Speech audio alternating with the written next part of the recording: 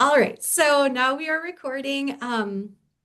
But anyway, just a reminder to keep your questions broad if you can, just so we can have our answers be as applicable as possible to as many folks on the call as we can. So before I turn it over to Dana and Stephanie for intros, just a couple quick Zoom etiquette rules. We will send out this recording after the fact with all of you. We'll have it on our YouTube channel and our career life resources page, so you can go back and revisit those anytime you want. If you do need to conduct any business outside of today's webinar, please just make sure to mute yourself and turn off your camera. And then, like I said, we'll have some time at the end for some questions.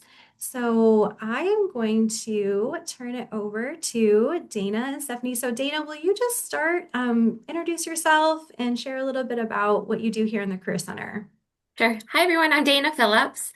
So I am an advisor and I work primarily with our education, nonprofit, and public service students. So I'm kind of just looking to work with students who are kind of interested in any of those areas. So it falls across a number of different majors.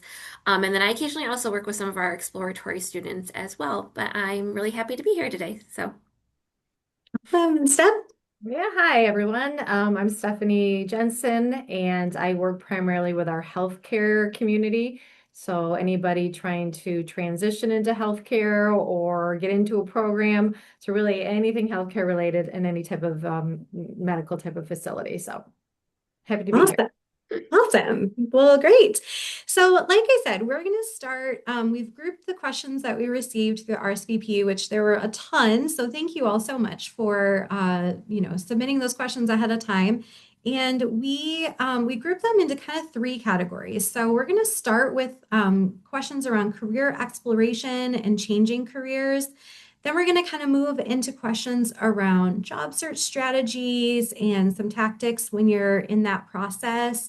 And then we'll end with questions around how to stand out as a candidate in the job search, maybe some around personal branding and things like that. So that's kind of a little bit of our roadmap for today. And hopefully we'll get to as many questions as we can. But just to start out, super broad around career change, how does someone practically navigate a career change? Dana? I know. Big Great question. question. Yeah, great question. Yeah, very broad. Yeah. I think a lot of times it probably starts with a little bit of self-reflection. I think it kind of depends. Are you looking to advance in your career? Are you looking to make a career pivot? I think depending on sort of where you are, some of the strategies you might use might be a little bit different. But I think it is always helpful to really figure out like what are you interested in? What are your next steps? Really, like what are you hoping to grow into in the next few years? Hoping to learn. So that could be a reflection of your skills. What current skills are you utilizing? What are you hoping to build upon? Do you need to build new skills, right, to kind of break into a new career? So I do think it sort of takes an inventory of like where you're at and being able to reflect on that to know sort of where you want to go.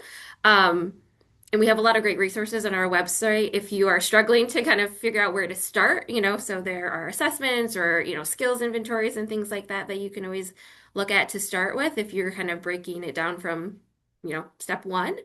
Um, but I think that's a great place to start because then you kind of figure out, do I need to talk to professionals? Do I need to do informational interviews? Do I need to upskill? Do I need a certification? All those things I think will play into sort of like where could you take your next step when you're thinking about a career change.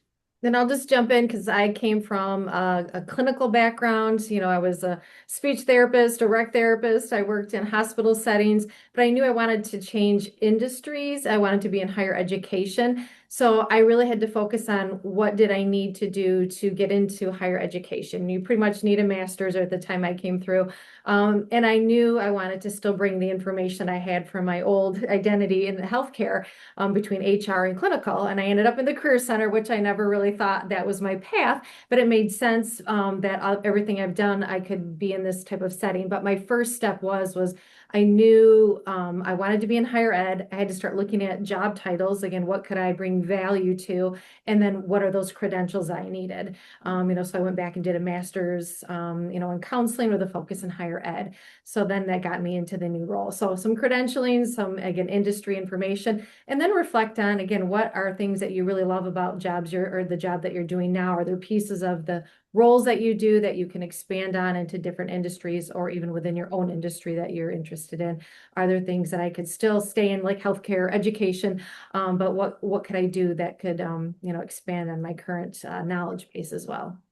Yeah, and like what I'm hearing from both of you is it's there's a lot of research involved, right? Whether that's research on yourself and doing that deep dive of, what are my interests? What do I like to do? What gives me energy in my current job?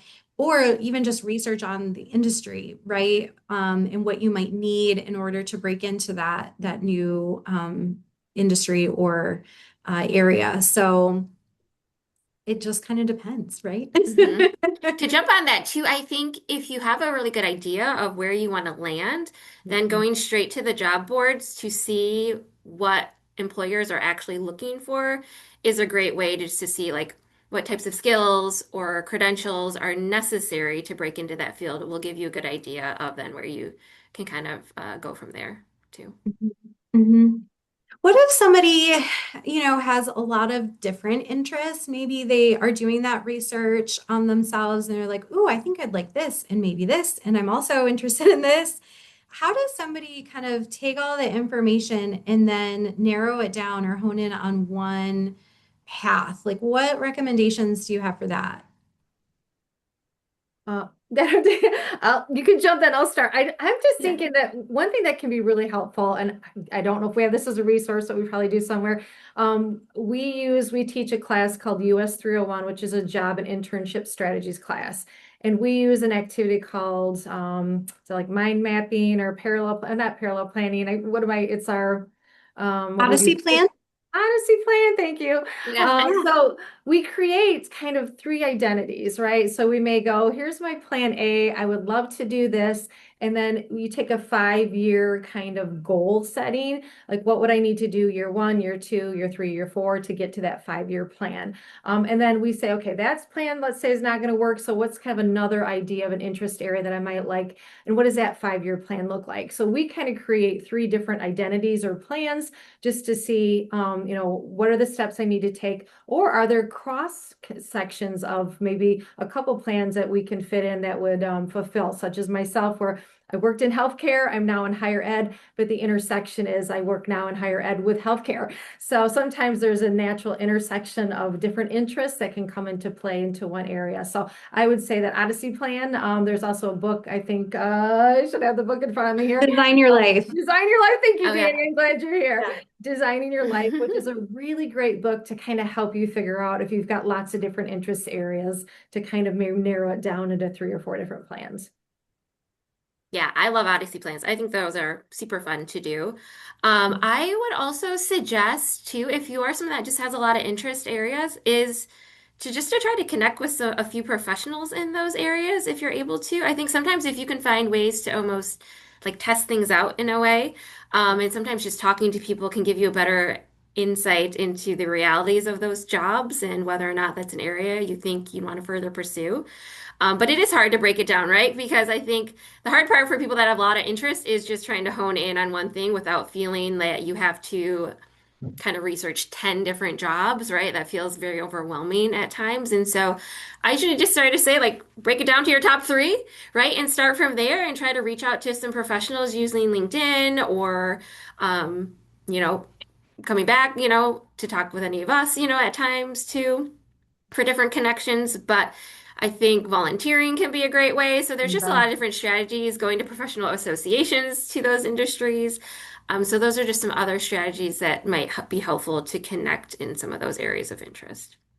Yeah, that makes me think about too, like, are there things that you can pursue personally to fulfill those interests, right? Like every interest doesn't necessarily have to be a professional endeavor, right? Yes, yes. So maybe it's like when you said volunteering, Dana, that made me think like, oh, maybe I can pursue this interest through volunteering, once a month at this Mhm. organization, and that really fulfills that. And then, I'm thinking this interest is going to be more of a professional trajectory for me.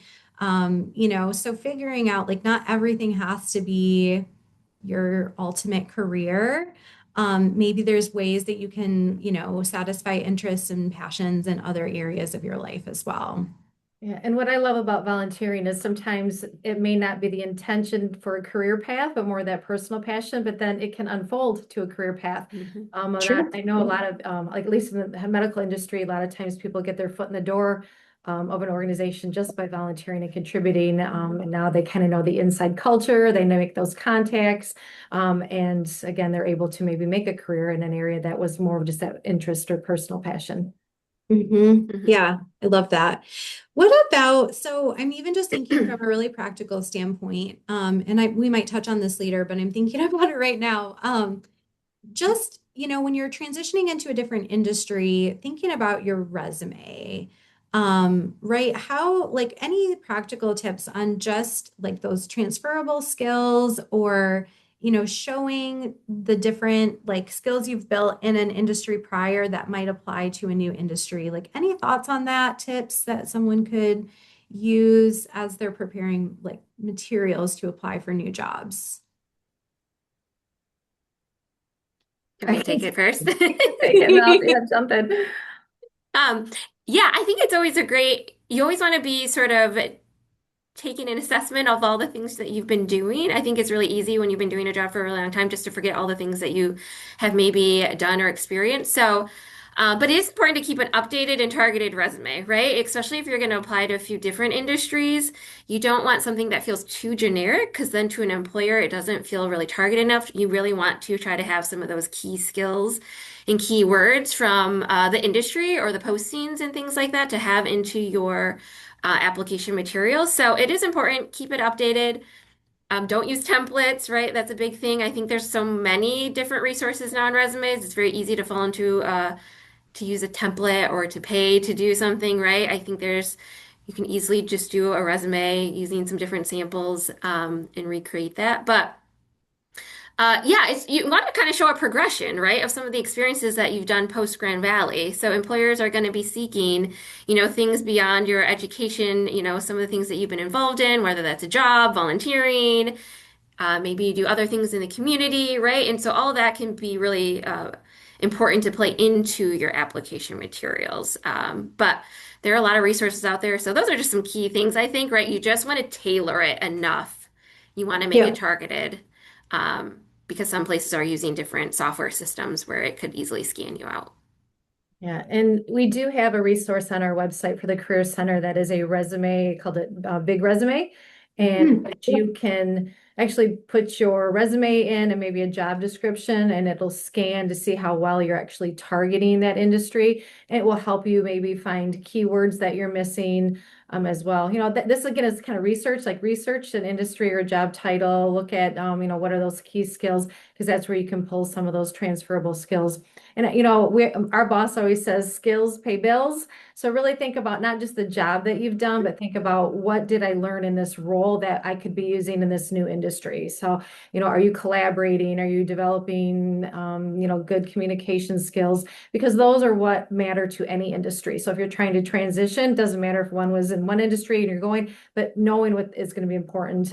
Again, using whether a resume builder kind of thing or resume scanner, or just looking at a new industry job titles, like, or what are those key skills that you need in there, those transferables.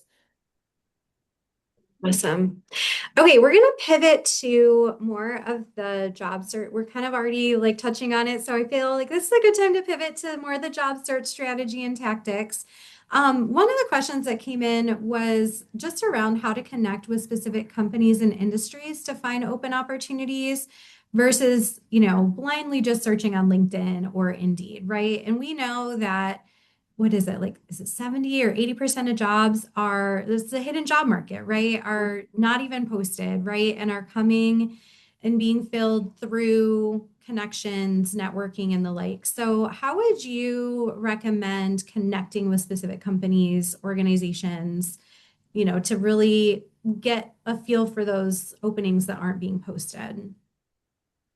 I know when I was a medical recruiter, my first pool of candidates, even if a job has to be posted, because it does by law, I'm going to pull from candidates that have either been an employee referral or I met at a career fair or connected with me on LinkedIn, had some point of contact with me. I know I love LinkedIn because when people would connect, and at the point, it's not just saying, hey, I need a job, but I'm building my network. Your organization looks amazing. I'd love to add you to my network. So you really want to focus on that network build.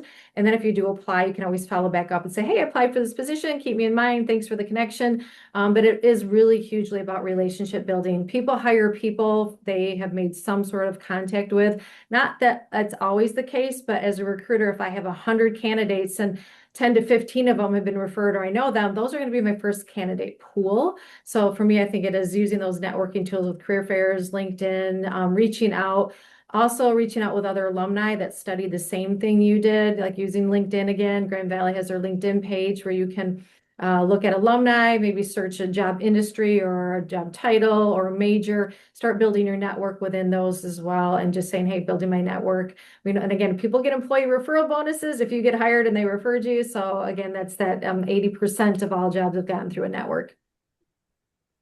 Yeah, I would agree. I use that LinkedIn tool a lot with other people that I meet with, and it is a great way if you feel sort of limited in your own network.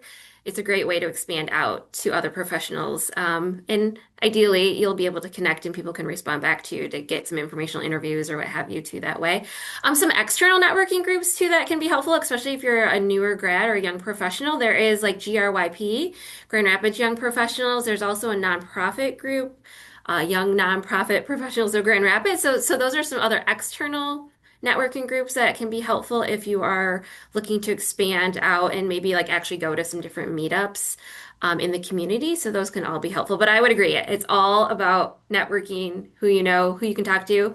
If you're a recent grad too, I often say like reach back out to faculty. Faculty often stay pretty well connected to the industry and connected to some of their alumni. And so those can be a really great resource to maybe get referrals to other alum that they have that they know are in different industries of interest too. So I would just say reach out to kind of everybody, right? The more people you talk to and let them know what you're looking for and kind of your area, the better luck you might have with making some of those other connections. Yeah, definitely. Thank you. I'm looking, and I know I'm gonna find it, but there's a great resource on our alumni career resources page that has a list of just different places where you can network in person. So like what Dana was sharing about, going into groups, and I know there's some even through like the Chamber of Commerce. So looking at your local, I know Grand Rapids Chamber of Commerce has a lot of events and a lot of things going on. But if you're not local to Grand Rapids, look into your local chamber and see if there's, a networking event that you could go to or something that you could attend where you could meet other professionals in your area. And like they were saying, that LinkedIn feature, thank you so much, Kyle. Community-based resources there. So perfect. Um, but yeah, that LinkedIn tool is great. Being able to search alumni, you can search in your local area, you can search by major, industry. There's a lot of different ways that you can search for other Grand Valley alums. And we know that, alums, we want to help each other. So don't be afraid to reach out. Make sure you introduce yourself through a message, share why you're connecting with them, and, you know, just see where that goes. You never know, right? It Mhm. doesn't hurt to reach out. So, um, kind I of, would all, oh oh yeah. yeah, go ahead. No, go I was ahead, going Dee. to say, I would also add to professional associations are a good resource. So, for instance, I work with a lot of social workers, and so the NASW is sort of their big kind of national social worker association. And so, a lot of times, those have their own job boards as well as opportunities, maybe for like events or networking, or sometimes there's like a directory of people you might be able to reach out to. So, I would also consider looking at like a professional association for an industry that you're interested in to see what type of resources that they offer as well. Awesome. Yeah, that's great advice. Um, Curious to know, what have you both seen? So we know like the job industry has changed, and even just like the job search process has changed a lot in the last few years. Any like trends you've seen, things you've noticed that, has really shifted let's just say in the last 5 years even? Question. No Well, pressure. I'm not sure there's been big shifts. And I know we do a lot of site visits as a department where we'll go to employers. And, there's a lot of them are saying, yeah, we're still like hand looking through resumes. We're still going out and doing career fairs and we're still connecting. So I know there's a lot of talk about AI and how that's impacted job searching. So I don't know if there's actually been a big shift. I don't know, Dana, how you feel on that. I still think there's some old school practices that people still want connection to potential new hires, right? They still want to meet. So, how you're looking for a job could be that networking, could be job boards, could be a lot of different things. But at the end of the day, you're still going to want to, interview those basic skills, have a good resume, and make those connections. So I don't know if there's shifting and I don't know, job searching. I think there's tools such as LinkedIn, and there's some, I'm sure, AI features that people right on this call right now are like, well, she doesn't know about this AI feature because I probably don't. But I do know at the end of the day, people hire people, right? It's who you know and who you've met. And Yep. so those connections are huge and that'll never go away. Yeah, I don't, again, I feel like in the industries we probably work with, we haven't seen the major shifts that maybe other industries are Yeah. maybe Yeah. seeing through like the AI stuff. But even so, I don't know if AI is even taking away jobs. I think they just talk about how it's just changing the way people are doing things or making certain things more efficient. If anything, or adding on other jobs too. But I would say the strategies of looking for a job probably haven't changed, right? You still need targeted materials. You still need to research the company. You still need to, right, like be able to tell your story and your brand and the things that you bring that would be an asset to an organization. So I wouldn't necessarily change any of those things that we have typically suggested.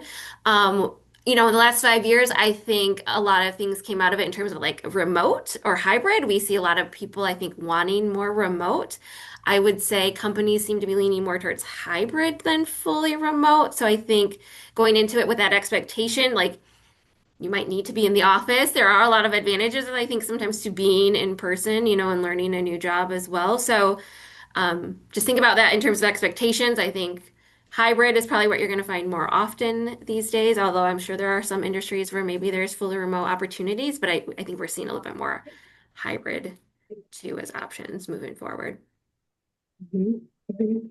I think that's helpful to hear, right? Because there is a narrative out there, right? That things have, like every industry's changed or all these things have shifted. And, it's no, like I love that you said, Stephanie, like, yeah, we've been talking with these employers and like I'm thinking of the one that you're referring to of they look at every resume with human eyes, right? And so like it's just refreshing to hear that. And just to know that that's yeah. And they Mhm. weren't necessarily looking at like a specific major. They were looking actually like at personality and drive and like quality is not necessarily a Mhm. specific major, or it was more just like who's your personality, and how are you going to fit? Because their model was they needed a certain type of personality to do some sales stuff. So they were really wanted to know the person. Hmm. And they can train, a lot of companies, right, can also train people to do the job, right? So I think even when you're thinking about pivoting into a new industry or changing careers, is it something like is the job itself something you can be trained on? And what strengths and skills do you bring that, can make you successful in that role, right? And help you to, land a position that you're looking for that maybe isn't in the job description itself. So yeah. Okay, let's pivot a little bit to there was a couple of questions that came up about not having experience, like, right, we see a lot of times in job descriptions or postings, 3 to 5 years experience. And let's say you want to apply for that job, but you don't have that experience, or you're trying to break into a new industry, and you have experience in a lot of other areas, but not in that specific area. Should you still apply for those jobs? And if so, how would you go about doing that? I can take this again. I'm going to speak from my HR lens. Yeah. I know when an HR person writes a job description, it's their wish list of like, this is the ideal and perfect candidate, right? And many times nobody matches or meets all of those expectations. So I would say, even if you're falling short on different areas within a job that you see out there, it does not hurt to apply, right? It never hurts to apply. But that being said, you really want to look at what their needs are and make sure somewhere that we're matching something that's similar to that, even if you don't have all the expectations of what they have, but also maybe highlight something that you feel like I could add value to this role of something else I've done, even if it's not on their job description. So if you fall short in an area, think about what other things could I do that would bring value. And sometimes, like on a resume, I love it when somebody just puts like summary of or highlights of achievements or summary of accomplishments, and there's right at the top of the resume, and there's 4 or 5 bulleted points, some that match what they're looking for, and maybe some that have added value that they're not even thinking they may need. So just, I guess my recommendation would be, no one's ever going to meet probably all the expectations of a job description. Still apply, but also think about what you do meet and how you can add value to that position. I can't remember if I totally answered the question, but I think that's how I would go about No, you You did. That's did. great. Yeah. Yeah. I was like, I think that's great advice, Steph. You probably see it more often. But I do think we've talked a lot of employer panels. And the funny thing is a lot of their job postings will say you need, 1 to 2 or 2+ years experience, but those are really their entry level roles. And so they are still looking for people with really limited experience. It's just they maybe haven't adjusted that job posting. So I would actually still apply in some of those entry level ones, right? It's not going to hurt to apply. It doesn't feel too outlandish, right? If someone's asking for 10 years and you only have one, then maybe that's a little far-fetched, right? But the Mhm. early 1 to 3, I think there's a lot of things too you could probably take from like volunteering, student org involvement, like other maybe experiences that you engaged in that maybe aren't traditional jobs, so to speak, too. Like some of that has added value as well, and experiences that you could probably bring to that kind of number if need be. Mhm. Yeah, I think that's great. And like, I mean, the theme, a little bit of a theme here, right, is about being able to tell your story, right? Being able to articulate your experiences, tell your story, share what value you add to an organization, and being able to show that in materials, but then also like share that in an interview. So I guess with that, this is a little bit, I'm making this one up on the spot. So but like, how would you recommend, I'm thinking about being in the interview itself. Like, how do you recommend someone, any like interviewing tips, things that people can share that help them stand out, or ways they can answer certain interview questions that, maybe they're not prepared for, anything like that? That's a big question. I know. It's like there's a lot of parts to that one. I I always think, want, yeah, I always want enthusiasm, yeah. right? I do think going back to the idea that you might not have all the experiences, I would rather have someone that comes in with a lot of excitement, enthusiasm about the position than somebody who has all the experience but just sort of is just there, right? Right. Um, because most employers, you can train people to do a lot of different things, right? But personality and fit, I think, is a big part of the interview in terms of trying to figure out like what excitement, positivity, um, right? It just shows a lot of like motivation and engagement. You research what we want to do and the impact that you're hoping to bring. And so I feel like people can like feed off of that energy in an interview a Oh, lot. totally, totally. And I think too, if you're ever asked a question that maybe you haven't had experience with, instead of saying, "Well, I haven't had experience with that," you say, "You know what? I am so excited to try Hmm. that.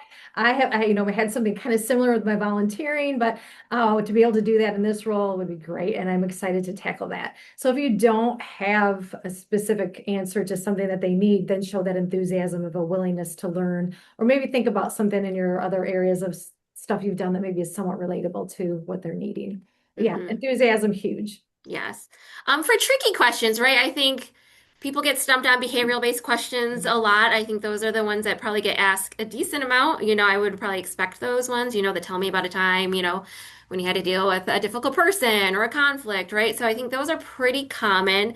So you do want to be prepared. There are things on our website about the STAR method and how you can use those to make sure you have a really holistic kind of response to that without being too vague. I think that's where people get caught up. It's just too vague. Yeah. They're not specific enough with their answers.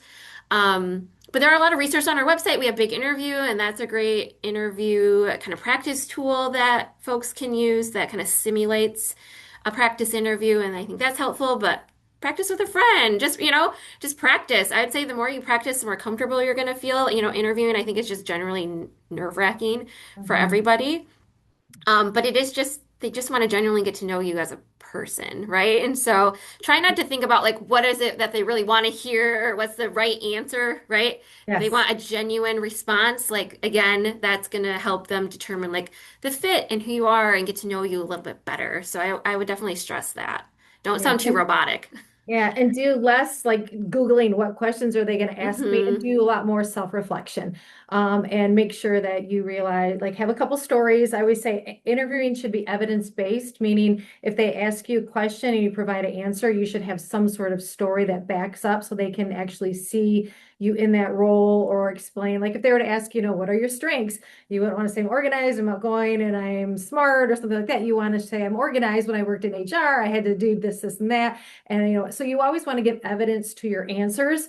And then if you are doing those behavioral based, where they say, tell me about a time or share an example, and you share that story, it's really good if you can connect it back to, and in this role, I feel like I'll be able to use those skills to whatever, whatever. So you always, if you can make a connection from a story that you've done to what their needs are, then it's like a home run. Like, oh, you just didn't tell me a story about you in the ice cream shop, but you in the ice cream shop, but now in this nursing role, you're able to manage difficult customers because of that experience. So if you can make connections from whatever industry you are in now to a new industry or new job, it shows you're already thinking about yourself in that role. And they love that too. Hmm. It's a great tip. Yeah. I think too, just like the preparation ahead of time is so important. I even think too, just like creating a document, like a Google Doc or a Word doc or something, you can just like brain dump some of those evidence, based experiences or examples you might want to share. Thinking about them ahead of time is always going to be more helpful than trying to come up with something on the spot. Like, how many of us have been in an interview? We answered a question that we hadn't thought of, and then like the next day, you're like, dang it, I just have a better answer, Yeah. like, right, because you had time to think about it, and then you came up with a better example later. So if you do that work ahead of time before the interview to really get those ideas flowing, then that will give you even more of a confidence in the setting to pull from some of those things you've already thought of ahead of time, and you have those examples a little bit more at the ready.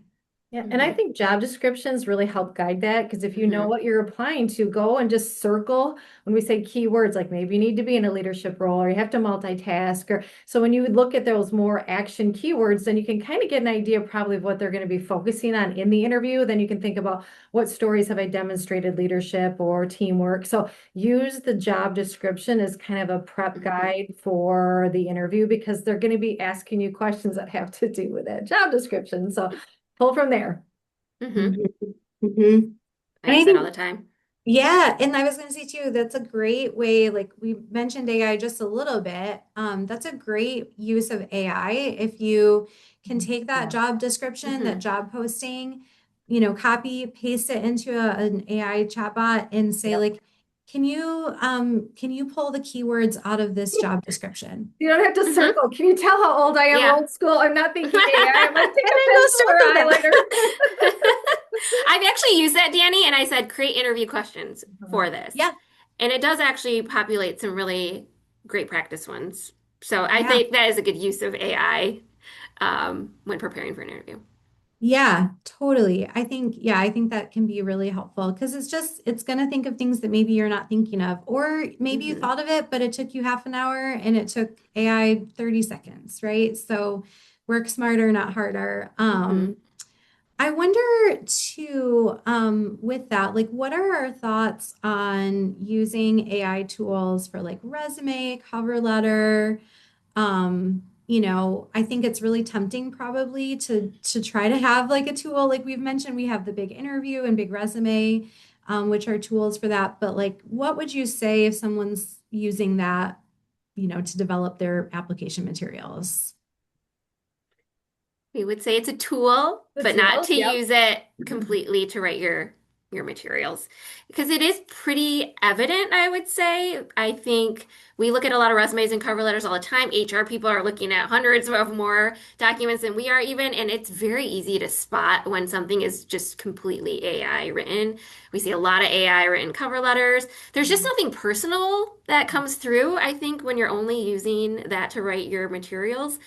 And you have to remember, like in an interview, you still have to be able to tell your story and you still have to be able to bring some evidence, like Steph said, to the interview room. And it does. And it just uses verbiage and it uses things that just don't sound like a genuine person wrote it. So I would avoid using it to completely write materials. I think it can be helpful for like generating ideas. Like if you're feeling stuck, right, on how to start, great. Use it for that.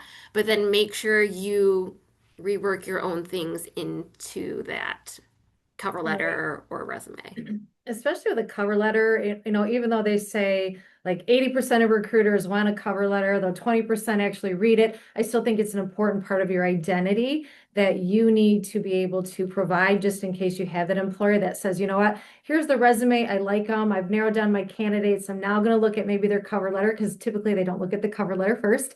And I just want to know something more about you. And using AI will really limit of what it knows about you because it's going to pull it from maybe some basic information. Maybe you can pull it in some facts, but it's really if you write from kind of your own thinking about it like I'm writing a love letter to a company. I know that sounds weird, but it'll have more passion. And you can maybe pull in a story that that doesn't feel super related to the job, but maybe like an early interest in something that led you to that career path. So I always look at the cover letter as added value to your resume, not just a regurgitation of your resume or a chance for you to have a voice and some passion and some excitement to why you want this position or how you can contribute. Or again, maybe some early history or interest area that shows why you want to work there too. And it's hard to get that with AI. Mhm. Yeah. And if you're writing it in your own voice, it's going to match how you talk in an interview, Right. right? Mhm. Like it's kind of jarring, I would think, for a recruiter or someone to read a cover letter that's completely AI generated and then meet you and it doesn't sound like you, you know? Mhm. So keeping the tone consistent throughout and making sure that it's you and it's personal and it feels like you is really important. So yeah. I want to move to talk a little bit more about LinkedIn. I know we mentioned using LinkedIn as a tool to network, connecting with alums through the Grand Valley page. Just for like LinkedIn profiles, like what are employers looking for? Like I hear a lot of times, it's like, do I need to have my entire resume like copied and pasted on LinkedIn? Like what are actually important things? That need to be on that profile for someone to really stand out or, be legitimate on LinkedIn. So I'll just tackle this one too. And probably I'm the worst person to talk about it because mine is not perfect and it's not what I would say, and I teach it, I preach it. And when I used it years ago in HR, I was probably one of the first employers that we were launching to use the tool. So I was very knowledgeable of how to use it. When I came to Grand Valley, like no one had heard of it. And I'm like preaching it and teaching it. So I do love LinkedIn and mine is not perfect, but I'm using it in ways to make those connections. But what I do love about it is you get the ability to create your identity that is always going 24/7 versus the resume, you have to send it, it's kind of flat, but maybe you have interest areas that are outside of your major, but we like, I had running groups because I used to be a runner. I've got different things. I was in HR, I was in clinical. So I get to build kind of my own identity, and that is just following groups that maybe are interest of you, following companies and organizations. So for me, it's not always about what do I have in my profile summary. It's more about what identity do I want to create that's visual to somebody that they can get a quick snapshot. Recruiters will maybe take what they say 30 seconds to look at your resume. But if I'm going to bring you in for an interview, I'm going to be nosy. I'm going to Google you and I want to see that you have a LinkedIn, even if you hate social media, because that's that professional footprint And then I'm going to kind of get a bigger picture of you. So we can put in things that you're interested in. For a quick example, like if I had a psychology major who wants to work now in HR, you better be following some HR groups. You better be doing things that have to do with that industry, even though that's not maybe your training or education. So you can bring in really whatever you want to create your identity. That's why I like it. And it never goes away. So recruiters can find it. So think about, what do I want my identity to be virtually out there, because that's really what's going to attract employers. And I think the nice thing about LinkedIn is like very self-guided, right? It just like tells you to fill these sections out. So if you're struggling and like what should be on there, have a picture for sure, like have a professional looking picture. It doesn't have to be like you had to go someplace to get a photographer, but make sure it's a nice background. You know, don't have your senior prom picture, right? Like we've seen all those different pictures out there. Like have a nice headshot of you. You can have a tagline. It is a reflection of the things that you've done and the interest areas, but it's just supplemental, right? But it is a nice way to have like your professional social media out there versus, some of your more personal platforms that maybe you're engaged in. But yeah, I would say if you're going to use it, complete it, have it looking as best as you can, right? Some people will link it on their resume too. So I know I see that as more common these days than maybe I used to, where you'll have it right in your header if you Mhm. want to have your link to your LinkedIn profile. But if you're going to do that, just make sure you feel good about it and that it's updated and it reflects kind of where you are at right now. If you are in an industry where maybe there's more like portfolio type of items, I think that LinkedIn is a really great place where you can post and you can pin things. So I do see a lot more people using those types of I think it's called a featured post, like an Mm. article I published or like a presentation I did at a conference.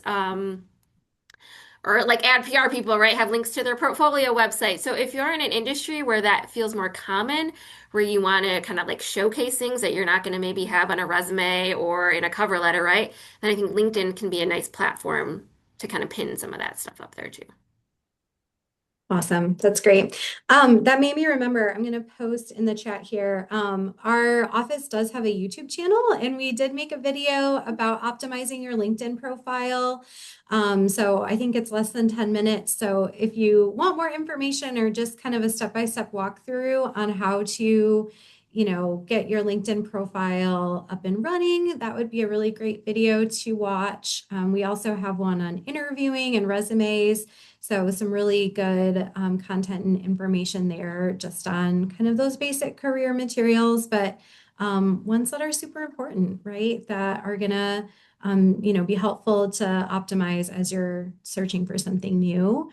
Um, Something else I think, Steph, you mentioned was a headshot. And I know there's a question that came in specifically about where to get a professional headshot.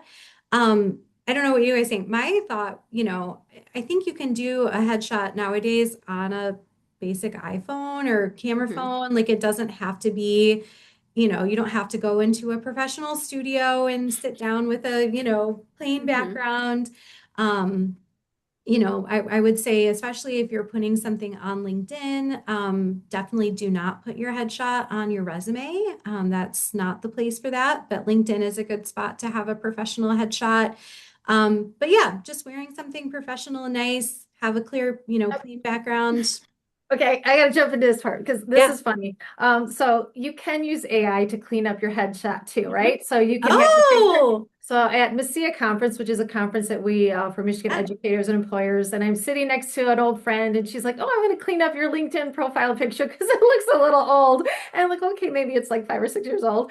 So she went in, used AI, and put a suit on me and a nice shirt, and yeah, it made my hair a little longer. amazing. And so now my LinkedIn profile has been updated. So, or my picture. So even if you don't have a necessarily professional site, LinkedIn can dress you and clean you up a little bit. So I don't know if that's That's appropriate to amazing. add, but I am guilty of using AI to enhance and update my profile picture. So I yeah. honestly learn something new about AI every day, it feels. That's And Yeah. awesome. somebody did it for me. So and I'm like, hey, thanks. She sent me it and I posted it. So anyway, that's a feature that you can use too if you're feeling like I don't have the ability to get to, a place that's professional. So Mhm, mhm. Yeah, it does not have to be, a um, big deal or something you pay money for. It can be very simple.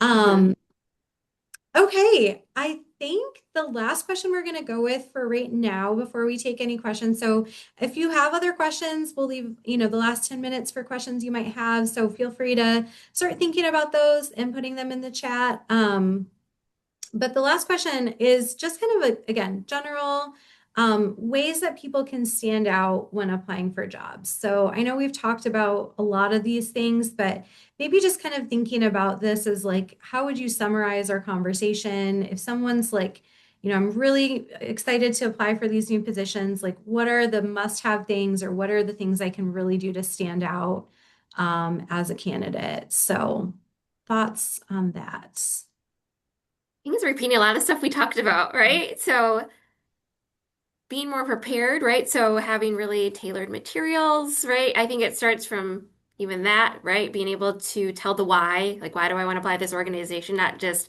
I need a job, I want a job. I think, right, everyone can be in that spot, but it's more why do I want to work for this organization? The impact I can bring, how can I be a good fit is really important. So being able to tell that story, I think we say that all the time, but right, it is really true. Being able to tell your story and kind of what you bring to the table is going to be helpful.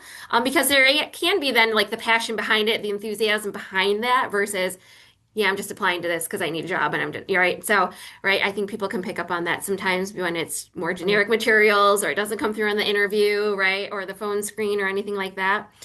So try to have some intention behind that, right? Use your network to maybe get some more insider information about how to better tailor your information or the things they might be looking for. Um, but yeah, I think it's just repeating some of the things we've already talked about, like how to stand out is just really hone in on what you're interested in, and try to find ways to, connect with some of those things that we've been talking about today. And take some time to research the company, look at their history, look at their values, their mission, know how you can contribute to an organization, not just, I want this job. And they'll get a sense that you're just, like I said, without the tailored information, like Dayna said, Mhm. they know it's just a generic job seeker, but when you tailor your content, it shows that you are invested in knowing their needs and who they are, but really know by taking a little bit extra time and whether you write about that in the cover letter, your mission statement is something that I really can stand, align with my values and name what those values are. Or in an interview, you can say something specifically about who they are. Maybe they contribute to the community and you really love that. So be able to talk about who they are and maybe what their goals and mission are. It shows that that'll help you stand out because you did your research. I think we actually had an employer panel who said, go past the first page on the website, right? Yeah. And so try to dig just a little bit deeper, right? I know it can be time consuming, but it can be more beneficial, I think, to really get to some of that. I would also say, like, that's where using social media can be helpful. Like, Yeah. look at their LinkedIn, but look at like their Instagram or their Facebook. A lot of, I think, companies have more of a social media presence now on different platforms because they know they're trying to recruit, younger generations, and so they're out there on different platforms. So that can also be a great tool to use to see like industry updates or things that they're doing. Maybe they're volunteering in the community and you didn't know that, but that's an area that you're really passionate about and you love that they do that. You could bring that to the interview and that would show something beyond just a basic what's their mission statement, right? And so I think those are ways that you can stand out is just by kind of doing a little bit more of the digging on research and kind of just seeing some of those updates. Mhm. And Yeah. that makes me think too, like that helps you know that you will be a good fit for them, right? That helps you know that like, yeah, this company does align with my values. This company is somewhere I can see myself, working and flourishing and thriving and growing. So I mean, it's a win-win. Yeah, Danny, and I think that's totally spot on because companies want to hire you for retention and keeping you and growing. They don't want to hire somebody who's just looking for a job real quick, right? So they'll get a sense. So we find more and more organizations love to grow talent internally. So maybe you start in a position that isn't your ideal, but there's that growth. And that's what they're really looking for. Companies don't mind people growing in their organization. They just don't want to hire you and you're leaving because you're not invested in who they are and what they stand for. So again, Yeah. your first job into an organization, if you're pivoting, may not be your ideal job, but it allows you to have that foundation to grow within an organization as well. It's great. That's awesome advice. All right, so we do have a few minutes left. I haven't seen any questions come in the chat, but if you do have a question, we'll give it a couple minutes just to see. Folks are also welcome to unmute if you want to ask your question live. That is perfectly fine as well. So I'll wait just a couple minutes. Kyle, yes, thank you so much for sharing. We do have our Alumni Career Resources website. So we have a ton of great resources on there. A lot that Dayna and Stephanie mentioned already, big interview, big resume. All of our career assessments and exploration tools are linked there as well if you're wanting to do some of that research on yourself and figure out what some of your interests and values are. Those links are available there. And just so you also know, as alums, all of our career events are available to you too. So like we were talking about with networking and talking with employers, we do have our career fairs in October and February in downtown Grand Rapids. We encourage you to come and network and talk with employers and do some of that face-to-face if you're local and available. We'll send out information about that. And another thing we want to just kind of plug as well, some of you might have gotten information about the Ask an Alum tool that we are launching here in the fall. So even if you are an alum, you can still ask a question or you can sign up to be someone to provide resources and answers to students who are asking questions. So some of those specific ones might be answered there. So definitely check that out and keep an eye for emails that are going to be populating in the next couple of weeks as we're getting that launched. I do see one question, a little more specific, but can you share about transitioning subject areas and levels in education?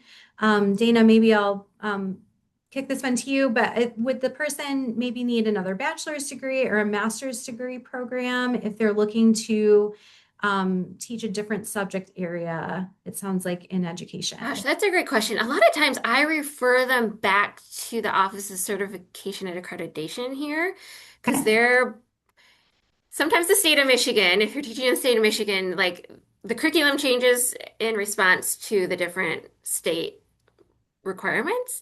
I may encourage you to touch base with the OCA here. Maybe someone can link their office site, but because you probably have to take a different certification exam, as I'm guessing, to be qualified to teach a different subject area. So it would be a matter of, do you already have, that major specific knowledge, whether or not you can just go back quickly to get another like teachable major almost, right? If it's a few classes, or if you'd want to go back just for the master. So I think I would refer you back to the OCA because they would be able to probably more specifically tell you, based upon your transcripts and the things that you've done here at Grand Valley, what you might need to do to be able to be certified to teach a different area. Perfect. Thank you. Yeah, and I know there were a couple of questions that popped in through the RSVP form about programs, academic programs, things like that. Academic advising here at Grand Valley would also be a really great resource. So if you have questions about finishing a degree or what classes you might need to do, I would very much encourage you to reach out to the specific college that you're a part of or we're a part of, and their academic advisors can help you create a plan for graduation or help you chart out, even what a master's program might look like, things like that. So our academic advising offices are great resources for that. But yeah, any other questions? I'll give it just another minute. If anyone has a question, feel free to put that in the chat or unmute and ask. And if nothing else comes through, we will wrap up for today. Like I said, we'll send this recording out to you later this afternoon with some of the resources that we shared as well. So yeah, thank you all so much for joining us. Thank you so much to Stephanie and Dayna for sharing all of your knowledge and expertise and answering all of our questions today. Super helpful, and hopefully you learned something and had some questions answered that you were coming in with today. So appreciate everyone joining us, and we hope you have a good rest of the day and a great rest of your summer. Take care.